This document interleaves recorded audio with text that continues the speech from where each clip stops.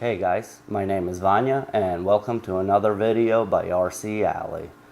Today I'll be doing a quick build review of the Team Associated T6.1 team kit.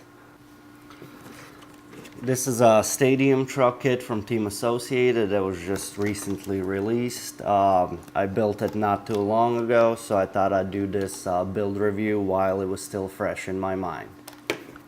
Now, before I get started, I'd like to give a shout out to ThoughtNet. He's a local artist here who's letting RC Alley use his music for free. His music's really awesome. I recommend you check him out, soundcloud.com/ThoughtNet. If you don't feel like typing that in, I'll leave a link in the description below. The motor I decided to put in the truck is a Gen 2 T-Con 10.5 turn.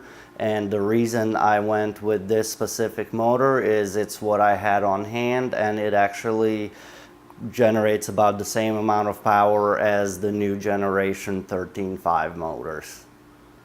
The pack I'm choosing to run in this car is a ProMatch 2S Shorty pack, 6000 milliamps, and it is a high voltage pack.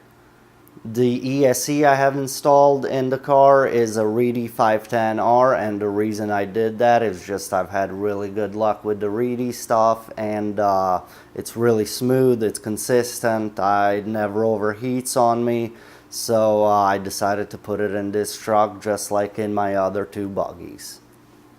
I have a Futaba radio, so the receiver I had on hand was actually the one that came with my 7PX. It's the R334 SBS. It's a super response time receiver.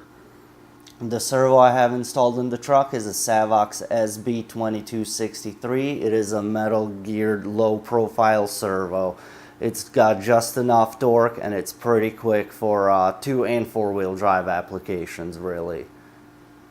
As far as the build of the chassis actually went, it was smooth. It was all pretty good. Now, I did mention in my previous video that I don't think that the plastics are exactly the same as the B6.1D. And after carefully examining it, it just doesn't feel the same. Now, I'm not saying it's bad quality or anything. It still feels amazing. But yeah, like I said, I don't think it's the same, and that could be just my imagination. If some of you have both cars, let me know what you think in the comments, but yeah, I don't think it's exactly the same. Now, they might have done that for tuning purposes, you know, make it a little softer, a little stiffer where it needs to be. I'm not sure. All I know is that it does not feel the same to me. As far as putting everything actually together, the screws are pretty high quality. I haven't stripped a single screw. I haven't stripped any plastics. That was all fine. The only thing that I kind of had to squeeze tight was the servo. And the reason for that is I used servo washers that are an option part from Associated. And basically that kind of protects your servo a little bit and makes it more centered. So I did that, and I really had to squeeze tight this screw and this one on this side as well. So yeah, that did not fit really nice in there. It's kind of pushing the side guards out a little bit, but the servo seems to be in there very centered, and everything is at 90 degrees like it should be. Besides that, nothing really that stuck out to me. Everything went together really easily. For the long screws, I did use a little bit of thread lock on them for the long screws that go into plastic. So mainly on the gearbox and right here in the front. In my last video, I did mention that there was a mistake in the manual, and only one mistake basically was for the front and rear shocks, and it was for the stroke of the shocks. The manual said the stroke for the front should be 20.5 millimeters and the rear 28.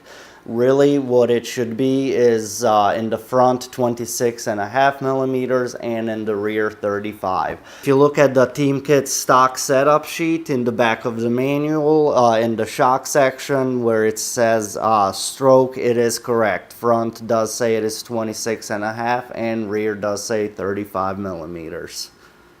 There is not much else to say about the build. Like I said earlier, it was all pretty smooth. It's really similar to the B6.1. A lot of parts are interchangeable, so that is really nice. Obviously, a lot are not. You know, it is a bigger car overall, so longer A-arms, longer shocks, stuff like that, bigger chassis. But all the gearbox components are interchangeable and many other parts. Alright guys, thanks for tuning in today. Hopefully you've enjoyed this video. If you have, you know what to do. If you haven't subscribed yet, please do so. It really helps us out here. Don't be afraid to hit that little bell icon next to the subscribe, just so you can stay up to date on all the latest things we're doing here. Thanks again, and I'll see you next time.